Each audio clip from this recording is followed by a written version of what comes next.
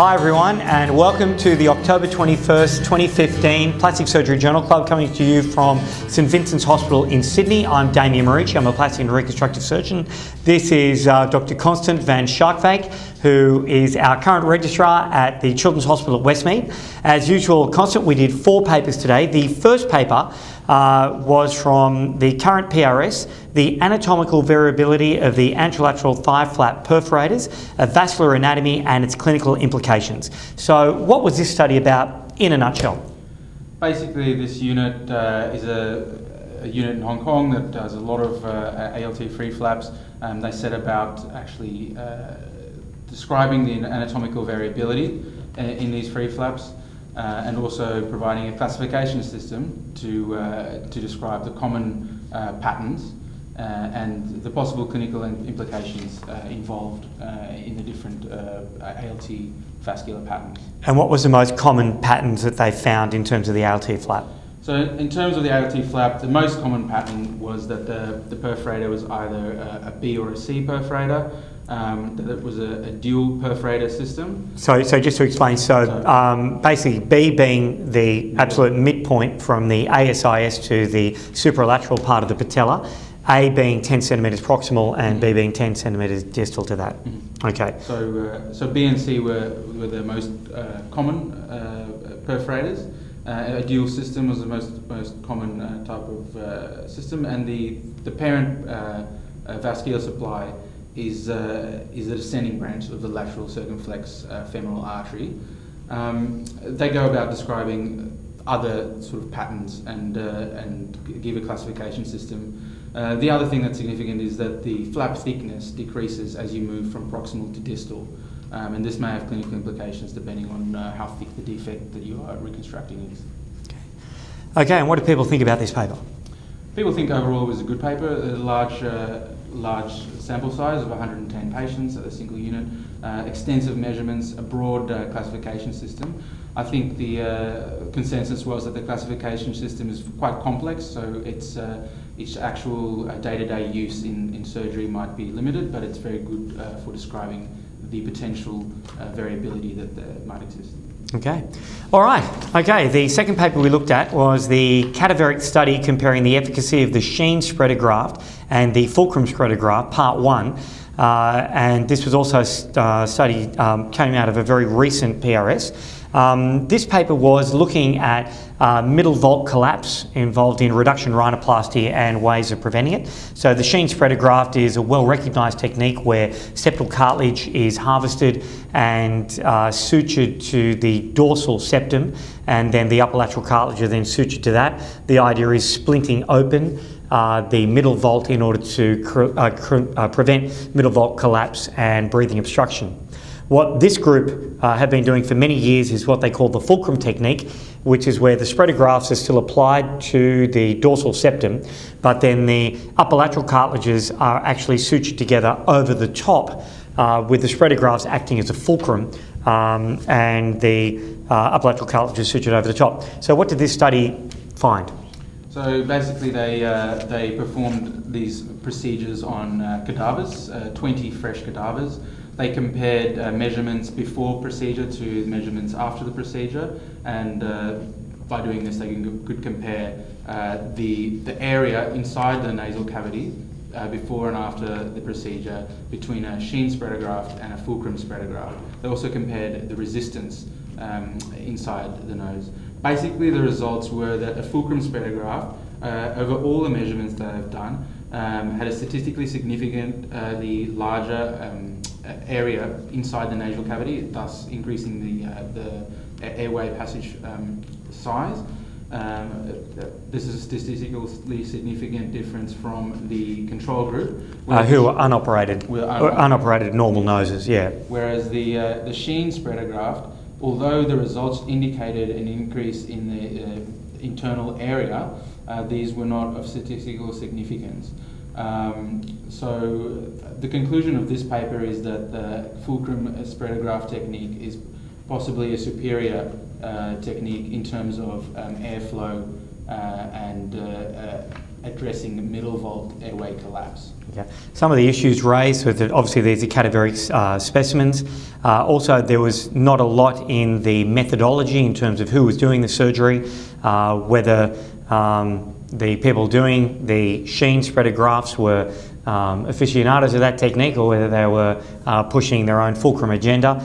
They did make the point that all the rhinoplasties done by the main surgeon involved with the study were fulcrum surgeries. But this is part one, so presumably part two is either going to be a clinical study or a different type of cadaveric study. All right, the next paper we looked at was a reconstructive management of devastating electrical injuries to the face. This was out of a number of units in the United States, published in a current PRS. So in a nutshell, what was this study looking at? So it was a case series, the largest of its kind so far, just looking at patients with devastating electrical injuries to the face. This is an injury that's full thickness and greater than 30% of the area of the face. There are only 5 patients in this series, and it's over two units. And to describe the treatment course and plan and the differences between these two institutions, because one of the institutions does have the ability to perform face transplants, so composite tissue allotransplantation. They described 5 patients. All of these patients had significant injuries, and in the institution without tissue allotransplantation, the patients underwent normal emergent procedures, the debridement of necrotic tissue, and then free tissue transfer to get soft tissue coverage, followed by split skin grafting and other sort of coverage techniques.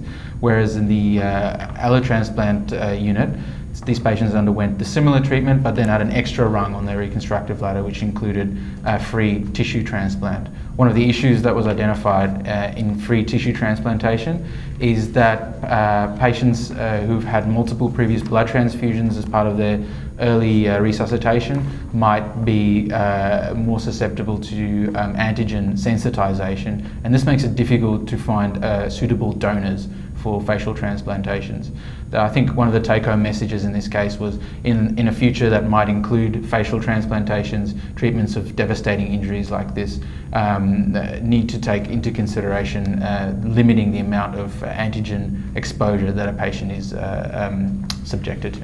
One of the points with the antigen exposure was the use of a xenograft, which obviously in Australia we don't tend to use. I haven't heard of any of the Burns unit. Have you heard of any of the Burns unit using? No, not really. No. The closest would be some a BioBrain or something that doesn't have any antigen. They wouldn't do anything like that. I thought one of the really great things about this paper was all the pathophysiology that they went into of electrical burns and sort of walking you through what goes on at a cellular level and at a subcellular level, and the kind of pitfalls you need to look out for in these patients. And they were saying that the reason why this is such a small study is that the vast majority of these patients don't survive these injuries. All right, last study was repair of critical porcine tibial defect by means of an allograft revitalisation technique. This is from the current PRS. So what was this study looking at? So basically this study, it's an animal model in pigs, it's actually in piglets, where they are testing whether it's possible to use allograft to repair a critical bony defect in a load-bearing bone using a revitalisation technique that this unit has actually developed. This technique uses adipose-derived stem cells and a human morphogenetic protein 2 that is packed around bone in order to allow it to revitalise. They used 6 animals in each group, so the control group was animals that had a critical bony defect created in the tibia and allograft placed without any other intervention. The positive control group had osteotomies and bone left in situ with the posterior periosteum to simulate a autograft, a vascularized autograft, and then the experimental group had allotransplant placed into a defect that still had its native periosteum and then packed with the human morphogenetic protein 2 and these adipose-derived stem cells. The paper basically showed that the revitalization technique was extremely effective. All the bones in that group under histologic examination and CT examination had subsequently shown excellent healing.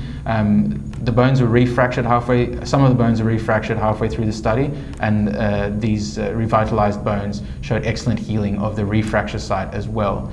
In the negative control group, as expected, there was not much healing and some bony necrosis, and in the positive control group, although there was some healing, it wasn't actually as good as the revitalized bone. The important thing to take away is that it is absolutely essential to have periosteal cover in this bone, and so the technique is probably limited in terms of its application in reconstruction of defects where the periosteum has been lost. Okay. And so some of the points that people mentioned, which are actually mentioned in the paper, this is obviously a juvenile porcine model, so whether it's applicable to older animals. Also, the fact that you need periosteum is going to be a limiting factor in its applicability to many of the defects which we deal with, for example, of the mandible, where the periosteum's gone in addition to the bone. But this is obviously an exciting step in the development of alternatives to bony free flaps for reconstruction of critical size defects. Anything else? No. I think that was about it. Okay, for those of you who are there, I hope you enjoyed it. And for those of you watching now, thank you very much. Okay, bye. Sitting in this hotel room, my past seems here to stay.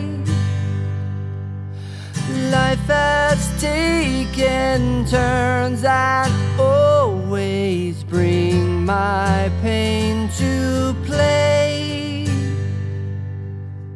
Take me away from this lonely place. Take me to where